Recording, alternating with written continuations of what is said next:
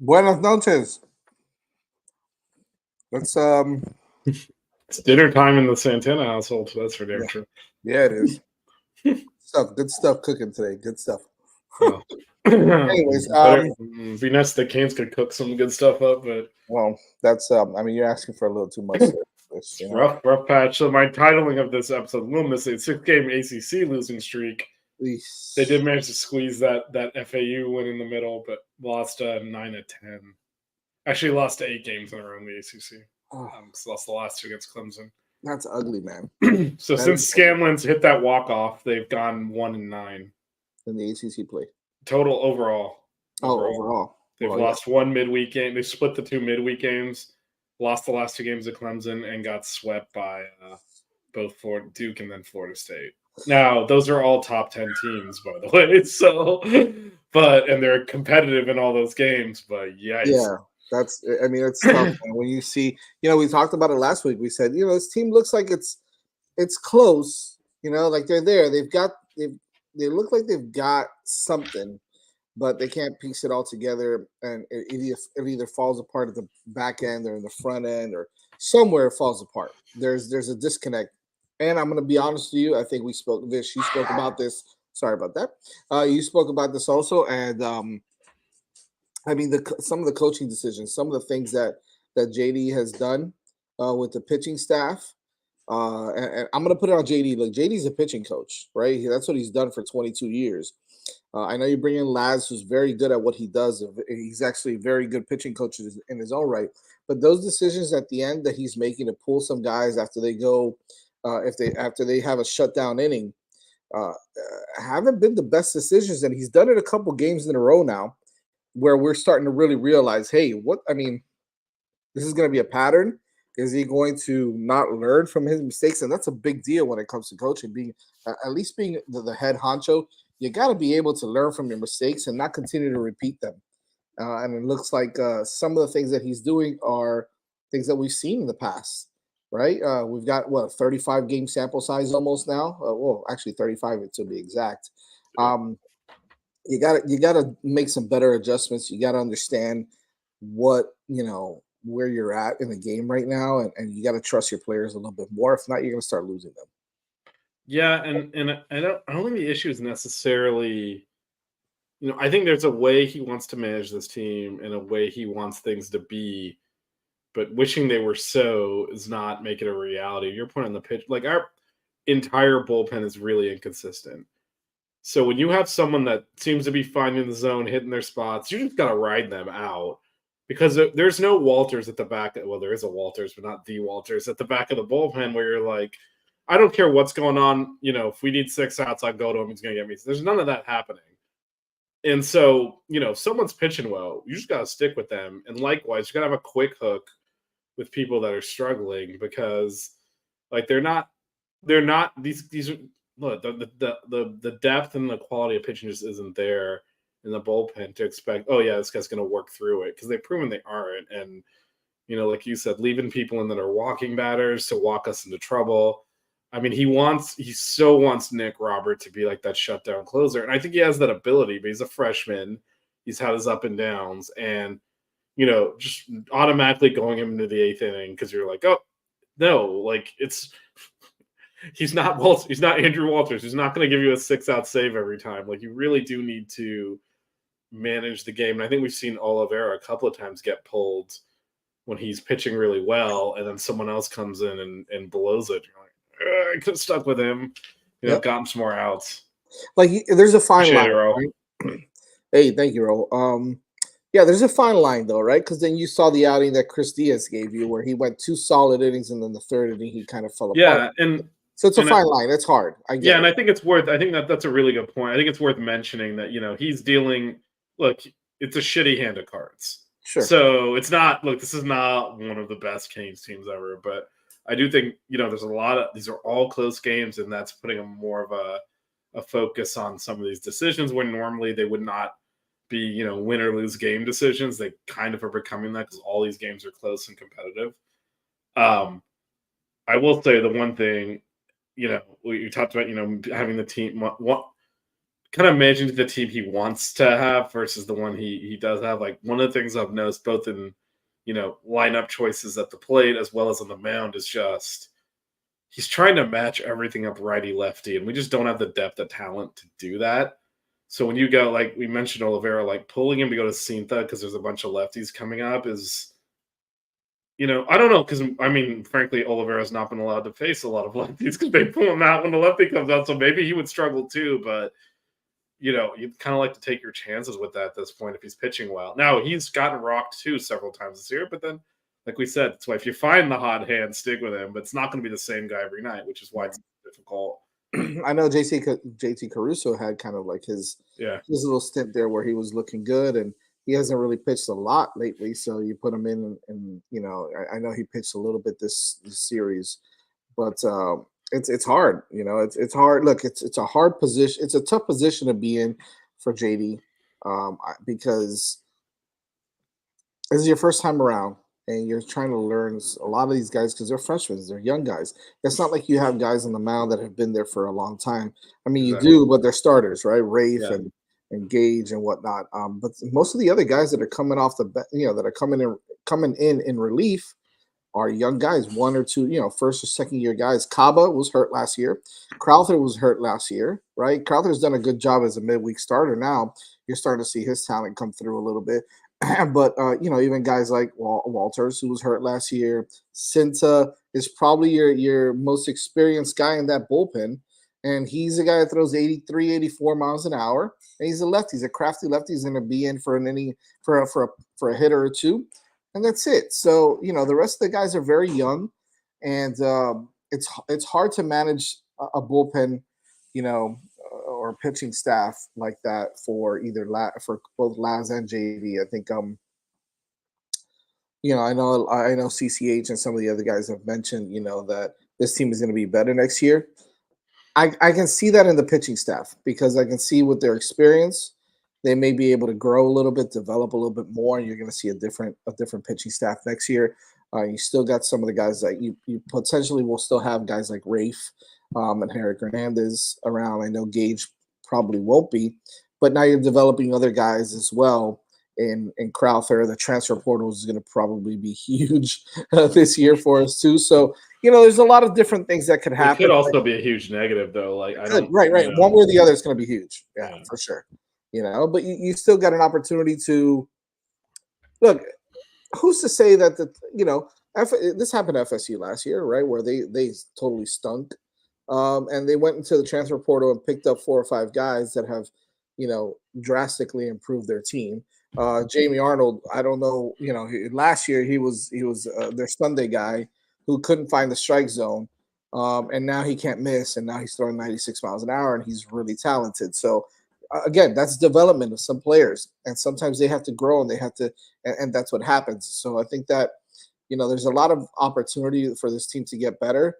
But this year is definitely going to be. I think it's to the point now where you have to start, developing some of the younger talent. I mean, Eric Fernandez finally got his first base hit. I'm a big fan of his, right? Just like his game. So he may be a guy that starts seeing some time at shortstop or at third base, and you DH Cuvée a little bit. I don't know. You got to figure it out. But there's going to be a lot of shakeup, I think, in this program in the next the I second half do. of the season to next year. Yeah, and you hope you can hang on to some of the more talented kids because there's Right. going to be a bunch of vultures in the portal, and the way this is not a fun place to be right now, and By the way, I saw Blake Sear at the spring game yeah. walking around in a cast. Yeah, So no, yeah, he's he's out. not gonna He's play. out for the year, and hopefully he plays next year here and not somewhere else. Because again, there's gonna be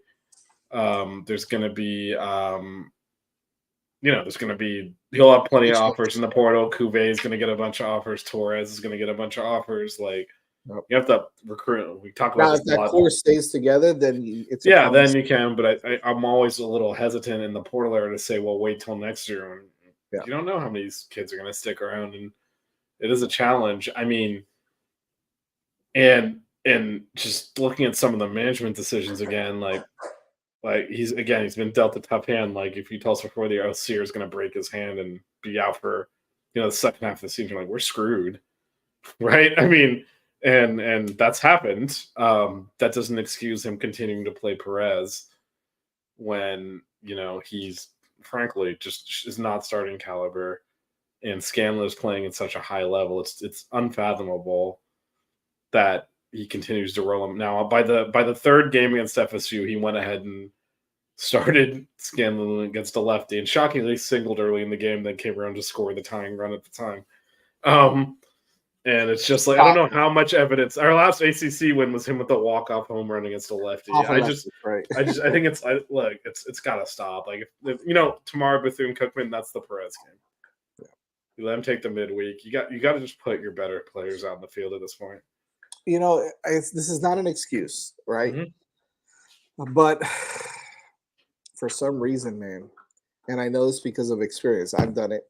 I've been a part of teams like this. I've also done it as a coach. Some of us are pretty hard headed, and prideful, and it gets the best of us sometimes. And I think you're seeing that a little bit with JD. It's not necessarily a terrible thing, right? Because sometimes that helps, right? It allows you to make certain risky moves that you wouldn't normally make. But at the same time, it can turn around and backfire on you when you're a little too hard-headed, a little too stubborn to make a change. I have a great story. There was a kid on my team that I was coaching, and he was a pitcher, right? Threw hard. He was probably my number one guy on that team. But every time we went to batting practice, I let him bat, in BP. He was like, go ahead, man, just hit. And he would hit the crap out of the ball. He looked good at the plate. But I'd be like, it's hit, it's BP. Anybody can do that, right? There's a lot of 2:00 hitters out there. So I'd be like, all right, whatever. Go ahead, man, swing the stick. And he would do it. But then he'd be like, Coach, I really want to pitch, man. I mean, I really want to hit. I really want to hit. Just put me to DH. The game's I'm like, all right, we'll see. And moral of the story is, I finally gave him a shot, and he went 4 for 4 that day. And so it's like, okay, my stubbornness didn't let me the first, 10, 15 games of the season let him see seeing that bat. And when I finally put him in there, now he's my cleanup guy for the rest of the season, and then he's my number one on the mound, right? And so it happens sometimes, right? And I'm not saying from pitcher to hitter, but if there's a guy on your bench that is hitting the shit out of the ball in practice and doing everything he needs to do right, and you're not giving him the opportunity, and then once you do it, he excels. That you at some point you got to put pride aside. You got to put your stubbornness aside and say, well, let's give it a shot. And so I see that in JD a little bit with some of the guys, and particularly the catcher with Carlos. I know Carlos, he's good behind the dish and this, that, and the other. And, and that's great. He's a good, signal caller and blah, blah, blah, blah. And It doesn't even matter anymore. They signal the doesn't thing matter. into the bench. Doesn't matter. Yeah. Like he's not exactly. calling it. Exactly. Scanlon at this point, I think, is just as good as him behind the plate. Okay. And he's hitting better. He's a better hitter at this point. So throw him again. Let him hit against lefties, righties. I think maybe Sunday's game was the kind of switch over on that. I hope so. I hope so. He did start him against the lefty, which he's not been doing. Yeah. So Hopefully. And I was afraid when they went to right, he's out of the pen that he was going to pinch it. Oh my God. But he didn't do it. He shot. That That would have been fist through the wall stuff. My goodness. So here's the last thing before we talk about, a little bit of the upcoming. The errors. Yeah. We've talked about this the last few weeks. I honestly, there's one other thing I want to talk about actually other than this, but I mean, again, you're kind of like, the kids gotta make the plays. They're out there, the coaches aren't gonna be able to make the throw to first for them. Right. It's continued like that game on that first game against FSU, lost 5-3 or 5-4. I think it was 5-4, right? 5-4. Yeah. 5-4. 3 unearned runs. Yep. You're playing a top 10 team on the road, and you're outplaying them, and you lose because of 3 unearned runs. Not only that, you faced the number one pitcher in the country that year, arguably, right, on Friday night in Arnold. He had a .94 ERA, and you got to him. You were able to hit him. You basically you dominated that game. You dominated that pitcher, and you still end up finding a way to lose that, especially with Gage throwing well as well, because he had a good game also. It's tough, man. It's tough to lose like that. It really is, because you can't have his back, right? You throw the ball all over the place. It's tough, man. Yeah, and so I think, I don't know, man. It's like it's in their head now. Like that was why that last game at Duke where we blew the 6-run lead and then blew the 3-run lead again in the 11th after we somehow did not fold and came like that. You're up 7-1 the 8th. That's if you just. We were talking about this earlier. The team was still winning, and like they're like Mark Light Magic, and we were both like, you can't keep winning like this. Yep. And now we're losing like this, and that just makes that puts more pressure on them. That's why one of the reasons the errors aren't getting better is everything's a high leverage spot. Yep. There's that's why it was so important to just win that game by 6 runs and coast to a win and be like, all right, feel good about ourselves, played really well. Really just kind of coast through low pressure, and so you blow that game, and it just makes it even worse for the next game. Yeah, it was bad. You've got to just not everything can be a high leverage, high pressure situation. It'd be nice to make a routine play when you're up 4 runs in the first inning. And it's just, everything, all these close games, because we've won our fair share of them as well, but now it's all bounced out. We've lost, we've had the tying run up in the 9th inning of every single one of these losses, except for maybe the second game against FSU. I think we got close to that because we rallied in the 8th to cut the lead down. Rallied 6-4. I think we lost that game. That was the. Oh no, that was the 11-8 or something like that. Yeah, but we got the tying run up there. I don't think we did actually in the 9th, but we were rallying, and it's just like now we're not winning the games late. But everything is so much pressure. Game like that. But everything is so much pressure too. So it's going to add to the errors, and it's a tough situation. So I see John Enriquez with a couple of thoughts in the chat. So I think Dorian was named the second baseman because he's a much better second baseman than Sear. And then Sear had some. I mean, we're not going to talk about this. I actually haven't seen this reported publicly exactly what happened. I know we obviously know, but he had some family, emergency issues. He had to leave the team for a while. Right. He came back, so he was DHing to work himself back. He's going through a lot of stuff. And then, went out into left. Yeah, and then went out into left field and they gave him a great left fielder. Played great out there. It's probably the best thing that happened to him career-wise because his issue. Yeah, that's a good move by JD and the staff. Yeah, no, that was a great move, and it was a great move for Sears' career as well because power hitting left fielder will get you drafted a lot higher than shaky infielder, which is what he was last year. Yep. So no, I don't think any. I think what. I don't think. And obviously now he's broke his hand and he's out for the year. So, and he's not going to transfer because of that. He might transfer because the team is terrible. He's going to get a bunch of big NIL offers for programs that are probably much more likely to go far in Omaha next year than we are. So that will make him transfer. Not that that he's not the starting second baseman. And then I don't know as I don't have any information on this, but I can tell you right now, Dorian is the most talented infielder on this team. Yep. Everyone else is dropping pop-ups, throwing the ball into the crowd, except for him. So I agree.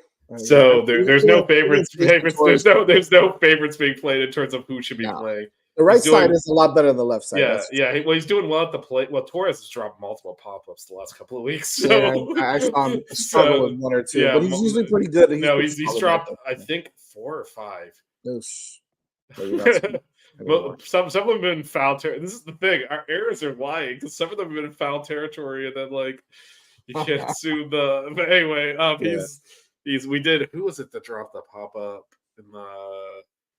Oh, we just let it land in between. I think it might have gone off of someone's glove, but to start the FSU game, that kind of allowed them to rally in the first inning. But yeah, no, Dorian's been our best infielder. In terms of being in the field, and there's no one else that should be starting instead of him. So I agree. He's a no-brainer starter. What else you got? Well, the end of the FSU series ended with Jason Torres getting thrown out, and then I thought it was Villegas. Torres got thrown out in the middle of so they homered in the 8th, right? And FSU's player was running around the bases and jawing at people, and I guess Torres said something to him, so they both got ejected. Gotcha. Then in between innings, Villegas, he's now playing left field because because Sear is out for the year. Threw the ball at the FSU dugout. He got ejected. Allegedly threw it over there, right? Allegedly sailed it. He definitely was him. Come on, he allegedly did.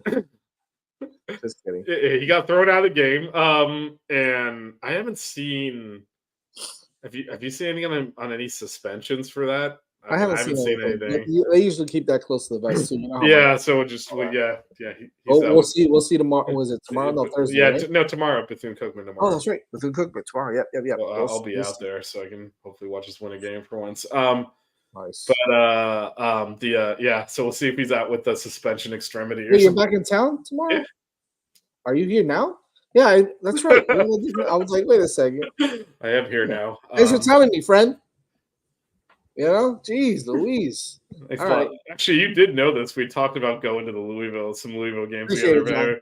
Yeah, thanks. So anyway, we're both busy as shit. It doesn't really matter. But so I do, we'll see if he's, out or not. Look, and as far as that goes, the rivalry and them jawing back and forth. Look, last year we swept them, and we talked a little bit of trash also. They talked a little bit of trash. We didn't shake hands last year either at the end of the series.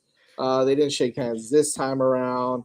Whatever, man. I'm cool with that. I'm cool with the trash talking. I like it because, baseball's been this, kind of like the whole it's a boring sport. They don't let you celebrate. They don't let you talk trash. And when you see a little bit of it, it's fun. Like I get the whole, if you're circling the bases, look, I'm an old school baseball guy also, right? Like if you're around the bases after hitting a bomb and you're talking trash, and first of all, I like that my players have my back and they're going to start talk trash back and try him back, and if I'm a pitcher, I might throw one at his back or something like that. Like, that's like a little chin music. That's part of the game to me. I'm a little old school in that sense.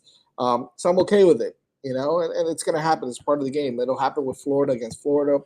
It'll happen against some of these rivalry games that we have in baseball. So I'm okay with it. I'm not really going to sit here and be like, oh, FSU's classless. We do the same stuff.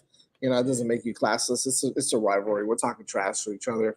And if you're a fan and you're talking about how classless we are, vice versa, like get over it. You know what I mean? My whole thing on that, no, totally agree with that. It's, it's a rivalry. I frankly don't know that anyone need to be ejected on the initial thing. Yeah. I think it actually made it more because then JD got pissed off because they started it. It's the first time I've seen him show. That's the first time I've seen him show emotion this year, so that was nice.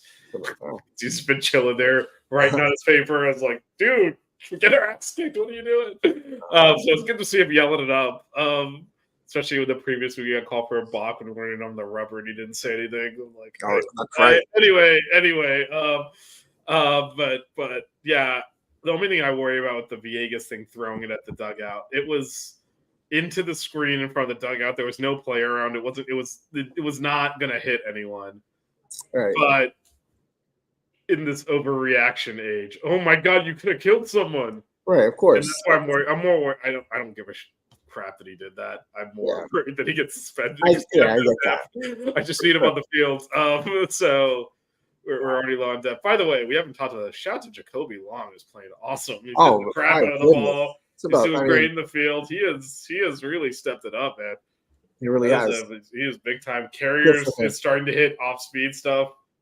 It's unfortunate the team just cannot find a way to finish games. They can't figure it out. They can't put a whole game. Because there's a lot of really good individual performances happening against top 10 opponents that cannot translate into wins. But what you're seeing, Vish, you mentioned it, right? We keep saying it. It's the mistakes on the field and with the errors, primarily in the infield, right? Because the outfield's not really. I mean, with Villegas out there, with Villegas, Long, and Costello, you got a pretty solid outfield. But I mean, the shortstop position has been a mess when it comes to defense. Offense too at this point. But even JD, even Urso hit the ball decent in the FSU series. I saw a couple of his at bats and he looked really good. But like Cavey, can't figure out how to throw the ball hard to first base. Like if he's taking his time and throwing it out there, it's okay. But if he's got to rush a little bit or if he's got to grab it and go, he throws it out. He's everywhere, right? Everywhere. You can actually tell Cuvée when he's going to make an error because he takes like an extra hop, and you're like, oh no. Yeah. Instead of just throwing it, he like gears up, and he's going to sail it. And, you know it. And I'm sure the coaches are working on it. He's a freshman. Yeah. I'm not sure where we are NIL wise. That's a good question. That's a tough one, man. Teams, but these kids, we're there. Yeah, a lot of them are. We're definitely not being far outstretched. No. Incoming, it's so hard to tell because you don't know until after the draft. Football gets the most money for any. That's football, and then basketball for a few players individually. Like you can get seven figures as well if you're a game changer. Baseball is not nearly at that price point. We do, and that's the part that sucks because baseball only has 11.7 scholarships, so the NIL would really be a lot more helpful there. But you still get some guys like Blake Sear with a good NIL deal. Yeah, no, we do, like you said, we do spend money. There are some guys with good deals out there, but just the overall price point, baseball is always going to be less because an individual player is just not going to be able to impact baseball. You can be the standing joke. It's a standing joke about the Angels having Ohtani and Mike Trout for years and sucking. Exactly. Right. I mean, it's true. Same thing. That's the way baseball is. Not only do they have those two, but they had Anthony Rendon who won the batting title, I think, or something like that. They're still terrible. What a team, and they still couldn't put it together. Well, that's because it's baseball, man. It's like it's 9 individuals in a team concept, and one player, they're not going to pit. If they're pitching, they're not hitting, and vice versa. And then even if you're a great hitter, you come up once every 2 to 3 innings, and everyone else has got to do work. So that's what depresses the NIL market a little bit, because just getting one guy is not really going to fix your program. In terms of the incoming recruiting class, we'll see. So at this time of year, we generally have a top 5, the top 10, and then we see how many we can. That's where they are right now. Yeah, but it's until the draft, it's hard to know. Because if they don't sign, then you have a great class. If they do sign, it starts getting decimated and you start slipping. Yep. That's for sure. I don't know, man. We're always on at the same time. Tuesday nights has become our night. Hey, man, from your mouth to God's ear, CCH. That's all. Well, we're hosting. Good transition, CCH, because we're hosting this weekend. Louisville. We are hosting. We're hosting. So we talked about this a little bit. Didn't they sweep someone last week or the week before? Not sure. They're 7 and State. They're 7 and 8 in conference. Oh, wow. We talked about this a couple of weeks ago. Like, we played an extra ACC series early, so we played 18 games. A lot of these teams only played 15 because we have that BYU series towards the end of the season. Right. Some teams don't have that, so we're only 1 game behind them in the wins column. In terms of unless we start sweeping multiple teams. At-large bid is kind of gone by the wayside, so got to get into the ACC tournament. And right now we would be in. So the teams to watch, we're 2 games up on Pitt, and 4 games up on Notre Dame. Those are the 2 teams that would be left out. So we definitely do need to start winning series and secure that. But we are comfortably in. What does that even mean? She joined 6 things like right after you left yesterday. She's like, Jason's in here. um, but anyway, so it's a big series. It's a team that's finally not in the top 10 after Right. 3 weeks in a row playing top 10 teams. Duke is 7th. FSU, I think, is exactly 10, and Clemson, are they number 1 now? They're number 1 or number 2 there. Yeah, So Arkansas, I think, is number 1. yeah, I think Clemson's top 3 or whatever. So like it's been a rough. It's been The rough. Canes have 2 very good series wins. Yeah, they do. That's The surprising. schedule has been insane. But Louisville is a bit of a breather in a sense. They're still a really good team. This could be but- the weekend that they kind of wake up a little bit and get it back going, and that's obviously that's what we want. I mean, obviously a series sweep would be great because they'd put them back at 500, or maybe even over. Depends on how the Bethune game goes tomorrow. But yeah, they've got to straighten get working on that. Get working on that ACC record as well. Make sure you secure that ACC turn. Because look, you're in all these close games. You get some bounces in the ACC. The ACC tournament's pretty straightforward. You win 2 games, you make the final. That's it. You make the semifinal. I mean, right? And then it's 2 semi. more. Yeah, the Canes have 3 really good starting pitching. Oh no, JT or Eduardo tomorrow. Are they both suspended? On the field correspondence. Are they both suspended? We were actually asking about that. We were actually talking about any press release. Yeah, that sounds like what it would be. Yeah, so I guess Urso will get the start at first, which means Jimenez will play short. But where's Renzo? Right, I know he was hurt earlier in the season, but is he still hurt? Oh, I guess there's an automatic 1-game suspension. There you go. You should probably know that. I don't know, man. But I need Renzo to play multiple positions because we need an outfielder too. Maybe so. I guess at this point we might see. We might. You know what we should actually do is put Carrier in the outfield and DH Scanlon. That way he can save his knees and still play. Didn't know what, man. Oh, that makes sense now. They had him pitching. Yeah, that's exactly why way to go, man. Way to go. Exactly why he had Tommy John. Goofing off and pitching.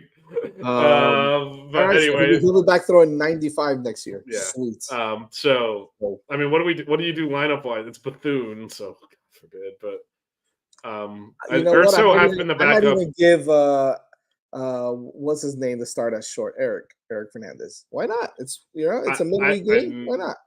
My guess is my guess is it's Urso at first and Jimenez at short. Then the outfield, you obviously got Jacoby and you've got hey, we talked about that. Keep giving Lucas Castillo chances. He's coming around now. Oh no, he's talking about Luca Reyes. No, I'm telling you. Oh, me, yeah. So we got 2 of the 3 outfielders are playing well, and then Viega suspended. Okay, Carrier will probably play left. You can put Carrier in there and DH someone else. Yeah, Kulikowski might get a shot. Yeah. We'll see. Yeah, I will give Scanlon a DH, maybe DH Scanlon if you're gonna have Perez catch. Right. Decisions. We'll see. Bethune. Win the game. That's it. Oh man. Yeah, we haven't talked about Luka because he hasn't even gotten one at bat, so why talk about him? Yeah, we talked a little bit about the bullpen earlier today too. With I don't know if it's such an implosion as it is. It's just lack of experience, Julian Hernandez is one that's I haven't seen him. Yeah, I mean the bullpen's really just been and he's a kid that started off really well. So it's been a little bit of mixed bag. We've got no consistency out of those, which again with a lot of young guys is expected. But also, Dwyer was supposed to be one of our top arms. He got hurt. Yep. So, that's unfortunate. And then it's been a tough season. Yeah, it's just been one of those years. But home series coming up, back at the light finally. That's it. Just need to. We actually before the Duke series, we were 6-6. Like, to really make up, win-loss standings in conference play, you got to sweep. Because otherwise, even if you win 2 out of 3, it's just 1 game up. Right. And instead, we got swept twice. So rough. It's rough, man. So now 6 games under 500 after I said that. So I was right. You could see how sweeps really affect the standings. Yeah. So we gotta dig our way out of that hole now. To get hope again. So it's highly unlikely because of the amount of winning you'd have to do. But the Canes do have 2 really good series wins, and with the schedule as brutal as it's been, and with the conference as tough as it is, if you somehow fight this thing over 500 in conference play, that'll also result in you being way over 500 in overall record. It'll probably get you in, but making up 6 games, it's gonna be tough. It's gonna be tough. You have to sweeps. Sweeps have to happen. You have to. As Canes Cat he said, we finished with Pitt, who's the weakest opponent left on our schedule. We got to sweep them. Yep. Here's the home series against Louisville, who's gonna try to sweep this weekend too. Yeah. Yeah. I mean, just win the rest of the game. Right. Go undefeated the rest of the weekend. Go undefeated, we'll be fine. But that's of course highly unlikely that obviously we're not going undefeated that will get even onto the bubble at this point. Yeah. So the real goal is securing a trip to the ACC tournament, unfortunately. That's the way in. Yeah, so even the midweeks don't really matter at that point because, it's the conference game, staying above Pitt and Notre Dame. Notre Dame, of course, has a tiebreaker on us because we managed to lose that series. They have 2 conference wins. I'll give you one guess who those are against. Yep. I know. That's what's so sad about it. How did we beat North Carolina and Virginia? And then we can't even beat Notre Dame. Ridiculous. Raul, your question about fundamental problems, is it coaching or recruiting talent? I don't think it's recruiting talent. Honestly, it's tough to say it's coaching also, but fundamentals got to be instilled from the time you put on a glove, right? When you're 4 or 5 years old or whatever. So I think fundamentals, but at the same time, maybe coaching, you got to put them in the right positions, right? You got to talk strategy, you got to talk those things, and all of that has to do with fundamentals also. So maybe it's a little bit of both. I mean, these guys are talented. It's a good group of kids. They're young, but I think that it's a little bit of both. But you got to know fundamentals, man. Fundamentals is, I mean, it's the most important thing, man. You got to know that before you can do anything else on the field. So maybe it's a little bit of both. So we'll see what happens. And I do wonder as we kind of wrap up here, I do wonder if, assuming Jay doesn't get shit canned after this year, which it's not entirely off the table. Wow. There you go. Perfect timing because the chat's on delay. So I don't think it's there yet, but there's different ways to miss the tournament. And if we continue to get swept like this and we go we end up with 9 wins in conference and go 9-21, I think he's in deep shit. I think if we, recover a little bit, as Canes Cats Heat said, there's basically no way we're getting in at large. But if we end up, embarrassing ourselves, then it could be in play. I doubt that happens. But what I was saying, Jazz, is, assuming JD's back, which I think is the highest likelihood, I wonder if his staff gets a shake up. I do wonder if this is a little bit of Mario 1.0. We got the all-star staff in there, and they're maybe not the right people to coach. Maybe Lad says, I don't want to do this. I want to go head coach again, Yeah, and go back to the pros. It does feel a little bit like Mario's first half, where you're like, wow, man, these guys have been head coach. Charlie Strong is the linebackers coach. He's been the head coach at Texas. You got this, and that's wait, we need someone to actually teach fundamentals to the linebackers, and this guy is way too big time for that at this point. Yeah. Or do you give him an extra year and let him kind of put it together? Because they're all good coaches, so we'll see. Yeah, no, exactly. So, but by the way, him saying Rad isn't even paying attention. Vish knows even better than I do. Rad is always paying attention. Yeah, no, there's always paying attention. Trust me on that. And again, I don't even know that it'll necessarily be JD going to them being like, "You're fired." It'll be more, "This ain't working," and them just being like, "I got prospects. I can go be like, exactly. I can go work in MLB. I don't need to do this." Exactly. Anyway, so Canes host Bethune-Cookman tomorrow. Weekend series Friday, Saturday, Sunday. Louisville. I'll be out there for all 4. I'll see if I can catch you at a game. So yeah, Melissa and I'll be there Saturday awesome. If you head out to that one. But anyway, I'll be out there all weekend. Let's see if we can get some W's here. And if we get the 4-0 week, we're over 500. So that's the goal. We'll be back next Tuesday. Let's see if we can beat 20-19 coming into that. That would be nice. We'll be at 9-12 in conference. We'll be like, we're back. Let's go. Back in business, baby. Yeah. Let's see what happens. And go check out Buckets tomorrow night. Yeah, Buckets tomorrow. We don't have a women's basketball program anymore. Everyone's in the portal. We have 2 players returning that have played. One has a torn ACL. So we'll see how that goes. We're gonna be talking about that as well as the men are have some big time. I'm picking up some guys. Men's have some big time recruits on campus, so looking to close the deal there. Small, right? And Javon Small. Yep, Javon Small, who's ironically tall for a point guard. Yes, he is. And then we got and we've already landed a couple of big fish in the portal as well. So for sure. So the men's team is replenishing talent. The women's team is still not recovered from resignation of Katie Meyer. Phillip better put it together quick. So I'm already ready. I'm ready. I got the pitchforks out. You're not Katie Meyer already, so you're already like on the ledge. But actually, Melissa's not going to go see her on campus next week. But anyway, stay tuned, Buckets. Tomorrow we'll be back next. Sixth ring on Monday, and then next week we'll do F1 show, and then Canes Cats. Keaton Kish wondering how did I miss this? It's Tuesday night next week as well, like it always is. Thank you. All right. Later. All right, we'll talk to y'all later. All right.